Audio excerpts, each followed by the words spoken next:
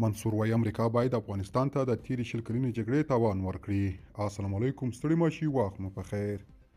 د امریکا اوسنی ولسمشر ډونالډ ټرمپ څو ځلې په افغانستان کې له امریکایي ځواکونو د پاتې وسلو او پوځي تجهیزاتو په تړاو څرګندونو کې د امریکا د پخواني ولسمشر جو بایډن تګلاره ننګولې او له ممکنه لارو یې په افغانستان کې د پاتې پوځي وسلو او تجهیزاتو د بیرته وړلو خبرداری ورکړی. دغو څرګندونو ته په غبرګون کې د اسلامي امارت لوړپوړو چارواکو په افغانستان کې د پخواني شوروي اتحاد د ماتې شپږدېرشمې کلیزې په مناسبت غونډه کې له امریکایي ځواکونو پاتې پوځي وسایط غنیمت وبلل او له متحده ایالاتونو یې وغوښتل چې افغانستان ته د تیرې شل کلنې جګړې جنګي تاوان یا غرامت ورکړي. د اوبو او انرژي وزارت سرپرست عبداللطیف منصور وایي ټرمپ ته یې هم واوره، دا وسلې چې موږ نیولي دا زموږ غنیمت دی. موږ چې له روسانو کوم ټانکونه نیولي اوس هم په دور کې پراته دي، دا زموږ حق دی. تاسو وتښتېدلی او دا غنیمت ماته پاتې شو. اوس د افغانستان د دې ټولې تباهۍ تاوان باید موږ وغواړو.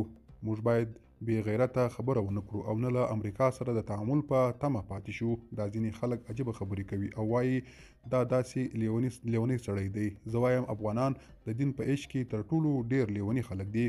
د اوبو او انرژي سرپرست وزیر دغه راز د اسلامي امارت لوړپوړو چارواکو ترمنځ اختلافات رد کړل او په وینا یې د سرپرست حکومت ټول چارواکي د دندو اخیستلو او شخصي غوښتنو پر بنسټ نه بلکې د شریعت پر بنسټ راغونډ شوي دي.